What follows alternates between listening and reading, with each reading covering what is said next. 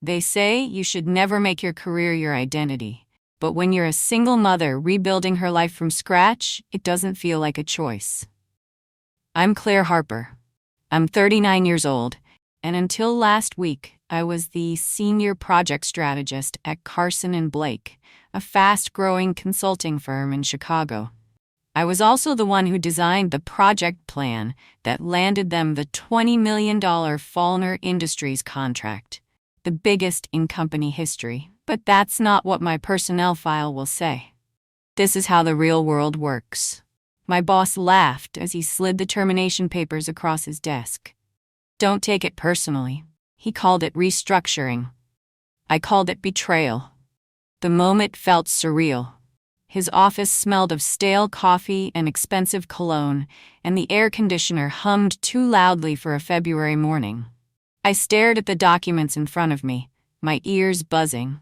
After 5 years of building the firm's most complex strategies, after working late nights and missing recital and holidays with my daughter Ellie, I was being dismissed like a disposable assistant. Effective immediately. I'm sorry, Claire, he said with a shrug, not looking sorry at all. But we need fresh voices, new energy. You know how this goes. No, I didn't. Not like this. Not after what I'd given them. Just breathe, I told myself, holding my chin high. I didn't want him to see the tremble in my hands. I wouldn't give him that. Thank you for the opportunity, I said quietly, standing to leave. He looked surprised by my calmness. I suspect he expected tears, outrage, maybe even begging. But when you've rebuilt your life from nothing once, you learn how to walk away with your dignity, even when it feels like your lungs are collapsing. I didn't ask why he hadn't mentioned my project in the meeting. I didn't need to. 2 weeks earlier, I had finished the Fallner proposal, the most complicated, high-stakes pitch we'd ever attempted. I'd spent 3 months on it, building the strategy, crunching the data, aligning it to their growth forecasts. It had taken every ounce of my skill. The day before the presentation, I'd found the final version on his desk. My name was nowhere on it. Don't worry, Claire, he'd said then, waving it off like an afterthought. This is just how these things work.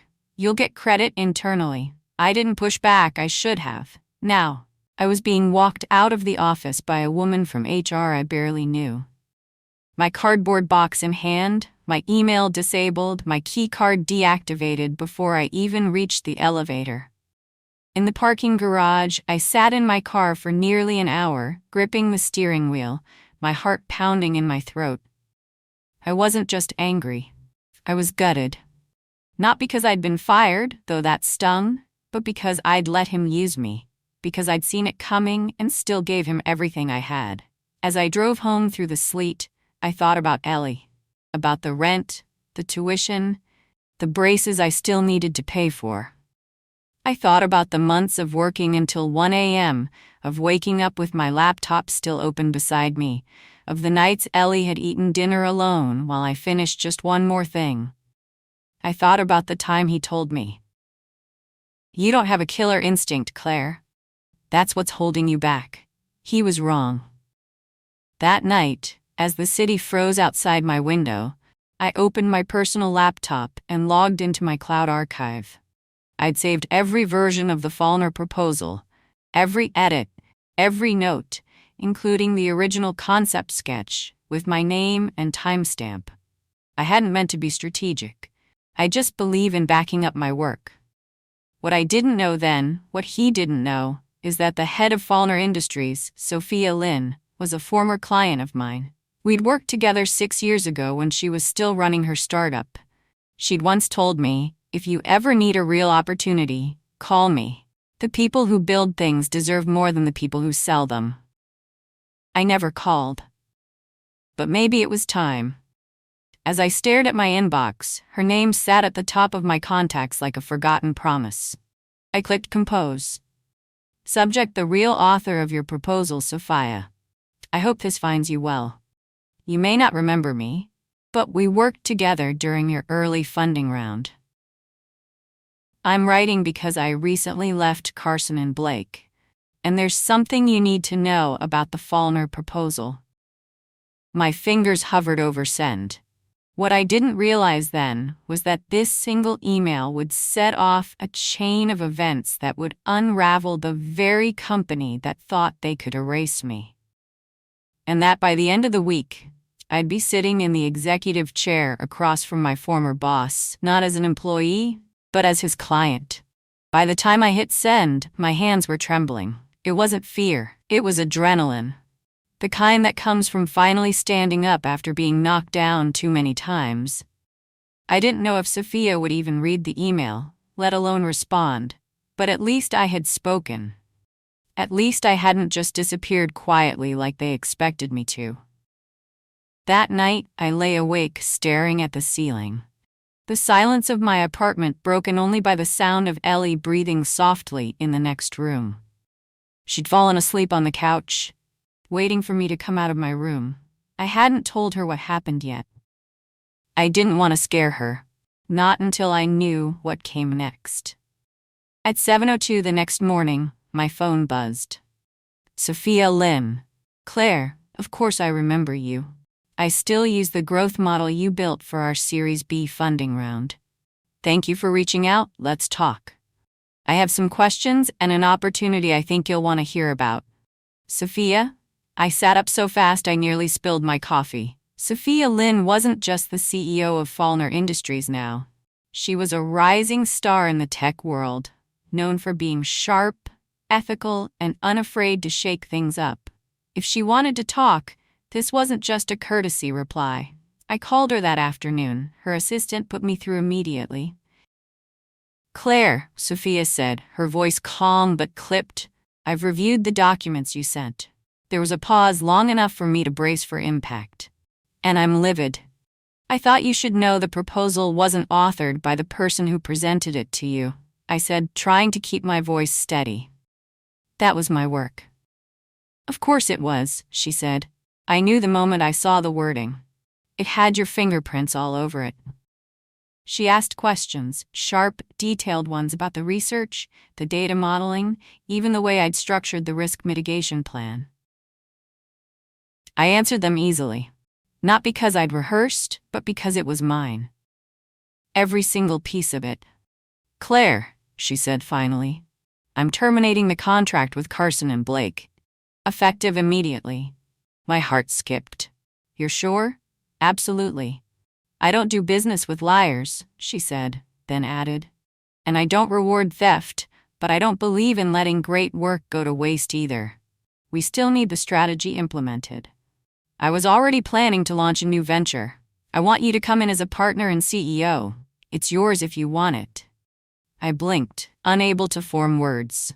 You always had a mind for building, Claire. You just never had the space to lead. I can give you that, but I need an answer quickly. I want to hit the ground running. I was quiet for a long moment. I need to think about it, I said finally, though my heart already knew. I understand, she said. But don't take too long. You deserve more than a footnote in someone else's story. We ended the call and I sat in silence, the phone still in my hand. Me, CEO. I thought about everything that had led here. The late nights, the overlooked contributions, the patronizing feedback. I thought about the phrase that had haunted me since yesterday. This is how the real world works. He was right in a way. The real world did work like that. Until someone decided it wouldn't anymore. That night, I told Ellie everything. She was sitting cross-legged on my bed, wrapped in her favorite oversized hoodie. They fired you? She asked, her eyes wide. But you work harder than anyone. I know, I said, brushing a strand of hair behind her ear. But it's okay. Something better might be coming. She looked at me seriously, like only a 13-year-old who's had to grow up too fast can. Are you scared? Yes, I said honestly. But I'm also ready. The next morning I called Sophia. I'm in. Good, she said. Your new title is CEO of Lynn Harper Consulting. I've already put the paperwork in motion. 2 hours later, the news broke. Fallner Industries cancels contract with Carson and Blake, citing leadership concerns. Inside sources said the company was caught off guard.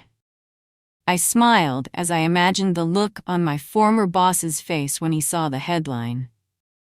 But that was only the beginning. The next day, his assistant tried to set up a call with Fallner to salvage the partnership. Sophia forwarded the email to me with a short note. He wants to talk to the CEO. Your move. And so the next morning, when the call was finally patched through and his voice came on the line, panicked, desperate, I took a breath, straightened my posture, and said the words I'd been waiting for. This is Claire Harper. You're speaking with the new CEO. The silence on the other end was electric. For a moment, all I could hear on the other end of the line was shallow breathing. Claire, he finally said, I wasn't expecting you. I figured, I replied, keeping my voice even. You were trying to reach the CEO of Lynn Harper Consulting. That's me now. He gave a weak chuckle, the kind someone uses when they're scrambling to regain control of a situation they've already lost. Look, Claire, this is clearly some kind of misunderstanding. I didn't know there was an issue between you and Carson and Blake. Had I known you were still involved, I would have handled things differently. I let that hang in the air for a second. The audacity of it. You didn't know? I said slowly. You removed my name from the final version of the Fallner proposal. You presented my work as your own. Then you fired me 2 days later. But you didn't know there was an issue. His voice shifted, more defensive now. I was under pressure. The board wanted cuts. I had to make hard decisions. You know how this business works. And honestly, Claire, you're a talented analyst, but you were never leadership material. That stung more than I expected. Not because I believed him, but because it was the same line I'd heard for years. Too quiet, too methodical, too precise, too much, but somehow never enough. You made a mistake, he continued. And I don't just mean walking away. You're burning bridges you might need later. Think about your future. Think about your daughter. That was the moment I felt the shift. He just tried to weaponize my child against me. You don't get to bring my daughter into this, I said, my tone colder now. And I'm not burning bridges, I'm building my own. There was a long pause followed by a deep sigh. You know, he said, you used to be different. You used to be grateful. That word, grateful, as if everything I'd earned was a favor. I was never grateful for the way I was treated. I said I was committed, loyal, but that loyalty ended when you decided I was dispensable. I'm not the one who should be worried about the future. You are. I ended the call. That same day, Sophia and I met in her downtown office. It was sleek, modern, and filled with light. But it wasn't the design that struck me. It was the energy. Everyone moved with purpose. It felt alive. You handled that perfectly, she said, after I told her about the call. But brace yourself. People like that don't go quietly. She was right. By Thursday, the story started circulating. First on LinkedIn, then in internal channels I still had contacts in. He was spinning a new narrative that I'd left the firm voluntarily after underperforming, that I'd been bitter, unstable, difficult to manage. It was so familiar, so predictable. I spent the rest of the afternoon going through my records, emails, project logs, performance reviews. For 5 years, I documented everything. Not because I expected to need it, but because I was the kind of person who always kept the receipts. That night, I received a message from Julia, a former colleague. Claire, I don't know if you've seen what's being said, but I want you to know I've got your back. We all know the truth.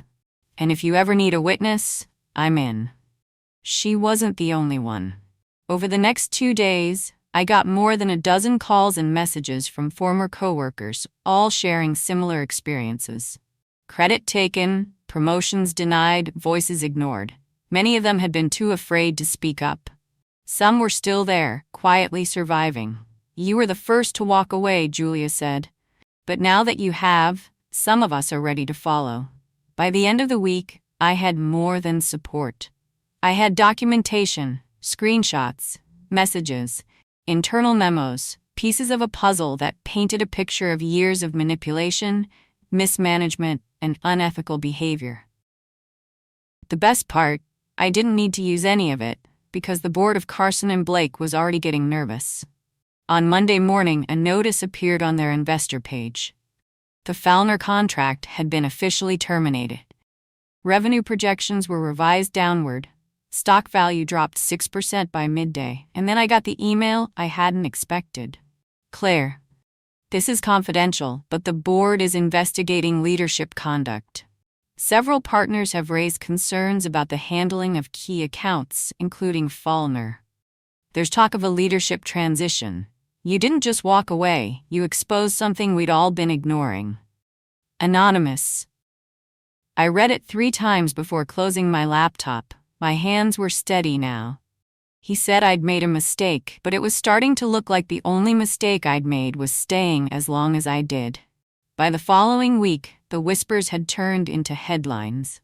Top consulting firm loses flagship client amidst leadership controversy. Carson and Blake in crisis mode after executive shakeup.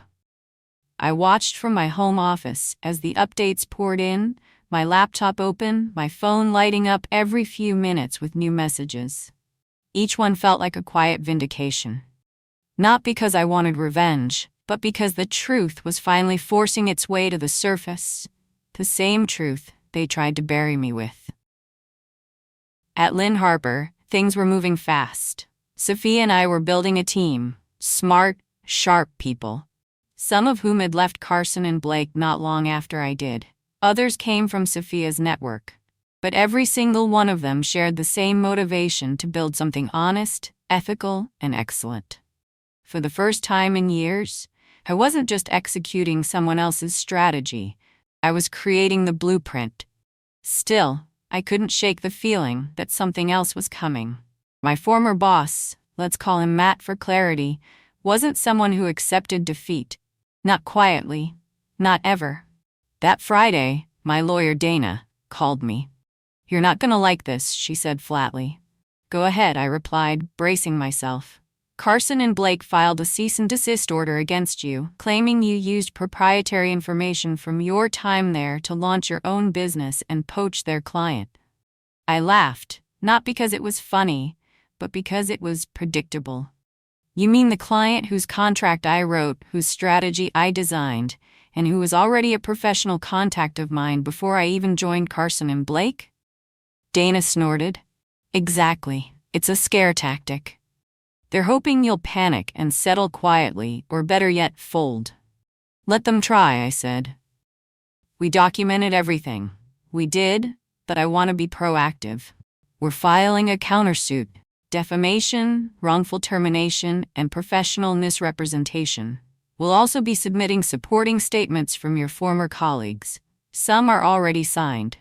I leaned back in my chair, staring at the city skyline beyond my window. It felt surreal.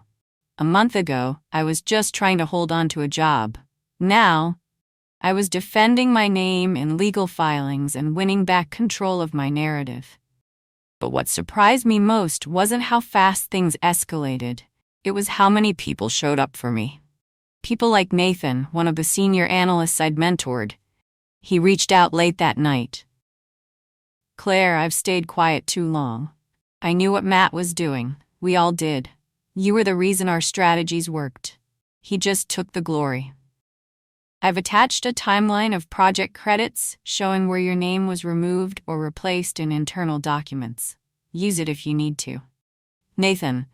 Then came Alicia, a former HR rep who'd left 6 months before me. "Matt pushed to change your performance evaluations the quarter before you were fired. I have the original files. You were rated exceeds expectations before it was altered to meets expectations. They were laying the groundwork to remove you, Alicia." I sat with that for a long time. Even knowing what I knew, it still hurt. Not because I believed their lies, but because they were so deliberate in crafting them. They hadn't just used me, they'd erased me. But now, piece by piece, I was reclaiming the space they tried to deny me. Dana moved fast. Within days, she filed the response, attaching documented proof of my original work, email threads with Sophia, and statements from 5 former employees. all of them willing to testify under oath. The cease and desist was dropped within 48 hours. No apology, no explanation, just silence. It was the clearest admission of guilt I could have asked for. The next week, Sophia and I presented our official launch deck to potential investors. Our pitch, a consulting firm rooted in integrity, built by women, focused on sustainable strategy over short-term wins. The room was electric. We secured our first 2 contracts that afternoon. As I stepped into the elevator, I felt a wave of emotions. Pride, disbelief, and an undercurrent of grief for the years I'd spent waiting for permission to lead. I had always thought the house would win, that the systems in place were too rigid, too protected. But sometimes the house forgets it's the people doing the work who hold it up. And when those people walk away, the whole structure shakes. That night, I picked Ellie up from school. She ran to the car, smiling in that bright all-teeth kind of way. "How was your day?" I asked. She buckled her seatbelt, then turned to me. "My teacher asked us who inspires us the most." I said, "You." I looked over, trying to keep my throat from tightening. "Why me?" I asked softly. "Because you didn't let them stop you. And because now you're the boss." I smiled, eyes stinging with tears.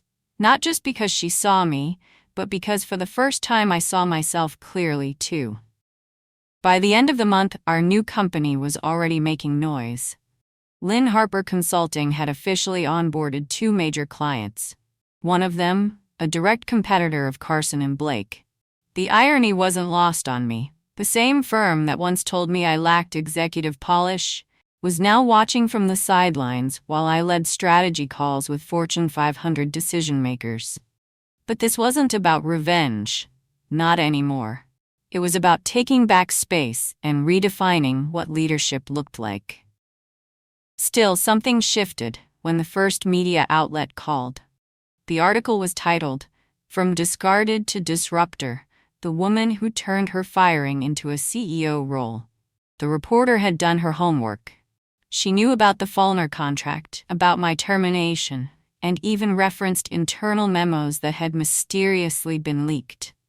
"I'm not looking for a fight," I told her during our phone interview. "But I am tired of pretending that what happened was normal. It wasn't. And I'm not the only one." When the piece went live, the response was overwhelming. Messages flooded in from other women, former employees, even people I didn't know. This gave me the courage to speak up at work. "Your story is mine. Different names, same playbook. I've been silent too long. Thank you." I should have felt proud, empowered, but something inside me tightened instead. Because with every person who reached out, I realized just how widespread the damage was. It wasn't just me. It never had been. And now everyone was watching, including Carson & Blake. 2 days after the article dropped, Dana called me. "They've hired a crisis management firm," she said. "They're trying to get ahead of this. I wouldn't be surprised if they make a public statement soon." "Let them," I replied. But it wasn't just a statement, it was a full-on campaign. They published a blog post on their website titled "Moving Forward, Learning from the Past and Building Stronger." It was filled with vague language about miscommunications, team transitions, and internal improvements. They didn't name me, but it was clear they were trying to control the damage. Then Matt resurfaced a podcast interview.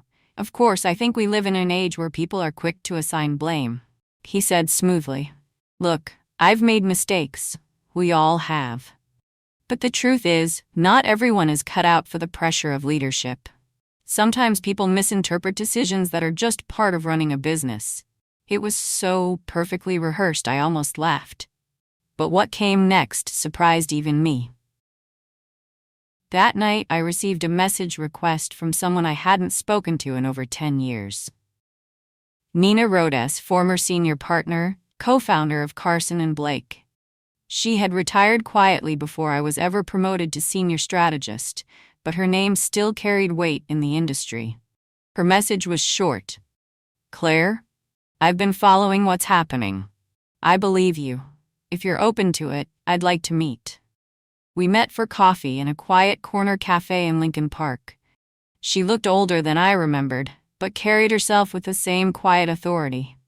I stepped down before Matt took over full control. She said, "I saw some of the decisions being made and knew I didn't want to be part of that direction, but I never expected things to fall apart this quickly." "You knew?" I asked. She nodded. "I suspected, but I didn't have proof. And I wasn't brave enough to dig deeper." I studied her face. There was no performance in her eyes, just regret. "You weren't the only one he tried to erase," she continued. "You were just the first one to hold him accountable." She reached into her bag and handed me a flash drive. "These are internal evaluations, meeting transcripts, and board communications from my last 6 months at the firm. I think they'll support your case if you choose to take this further." I took it heart-thudding. "Why now?" "Because it's time the truth had more advocates than excuses," she said simply. "And because you reminded me what real leadership looks like." We sat in silence for a moment. Two women from two different chapters of the same story. One walking away from a legacy, the other reclaiming her own. That night, I opened the drive. She wasn't exaggerating. There were memos highlighting intentional manipulation of performance reviews, transcripts of strategy meetings where Matt discussed using layoffs as a distraction tool during PR crisis, even a draft presentation to the board titled Restructure Plan, quietly replace high-risk staff before IPO consideration. I wasn't a risk because of performance. I was a risk because I knew too much and because I asked too many questions. The next morning, I forwarded the materials to Dana. Her response came just 3 minutes later.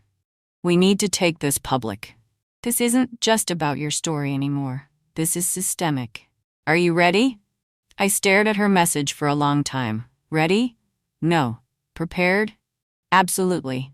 The decision to go public wasn't made lightly. I spent that entire weekend reviewing everything with Dana, line by line, file by file, making sure every document, every timeline, every name was accurate. We weren't just exposing misconduct. We were setting a precedent. By Monday morning, the story had been submitted to the Wall Street Ledger, accompanied by a full evidentiary file. We also prepared a formal complaint to be sent to the state's Department of Labor and the SEC, citing patterns of employee misrepresentation and fraudulent investor disclosures during performance review periods. I thought I'd feel terrified when it all went live, but I wasn't. I felt calm, focused, free. The article went viral within hours. Consulting giant accused of systemic retaliation against whistleblowers. Internal documents leaked, from CEO to scapegoat, the collapse of Carson and Blake's culture. Former strategist Claire Harper sparks industry reckoning. Suddenly, I had become the story. Not the woman who was fired, but the woman who refused to be erased. My phone didn't stop buzzing for 3 days. Journalists, former employees, women in consulting firms from New York to San Francisco. Some called it courageous, others called it career suicide, but for me, it was neither. It was necessary. On Wednesday morning, Sophia walked into my office holding 2 coffees and a huge smile. "You broke the internet," she said, setting 1 cup down in front of me. "I didn't mean to," I replied. "Exactly why it worked." She sat across from me, studying my face. "How are you really?" I paused, exhausted but strong. "I knew you'd be the one to change things," she said softly. "But I didn't expect the ripple effect." She wasn't exaggerating. Within a week, 2 high-profile executives resigned from Carson and Blake. Anonymous sources confirmed the board had been aware of internal misconduct for years and had actively downplayed concerns. A former HR director came forward on record, confirming systematic efforts to downgrade performance reviews and silence employees who raised concerns. The firm's legal counsel issued a statement promising a top-to-bottom restructuring. Matt, he was placed on immediate administrative leave pending an internal investigation. His LinkedIn bio vanished overnight. No posts, no spin, just silence. I didn't gloat, not even for a second, because this was never about revenge. It was about recognition. Recognition for the hundreds of employees like me, quiet builders, invisible architects, the ones who make things work behind the scenes and are then dismissed without a second thought. It was about rewriting the ending for ourselves, for each other. Ellie and I sat on the porch that Friday evening. The air was warm for spring, and the sky was painted with streaks of orange and purple. "Mom," she said, looking up from her phone, "you're on TV again?" I chuckled. "I know, getting tired of seeing my face?" "No," she said, leaning against my shoulder. "I think it's cool you didn't let them treat you like you didn't matter." I kissed the top of her head, feeling the weight of what that meant. Not just for me, but for what she now believed was possible in her own life. Later that night, I sat at my desk looking over an invitation from a university in Boston. They wanted me to speak at their annual Women in Leadership Summit. The title they'd assigned, How to Be the Architect of Your Own Power. I accepted, not because I wanted the spotlight, but because someone needed to say it out loud. The way things have always been isn't the way they have to stay. The following month, Carson and Blake formally settled the case.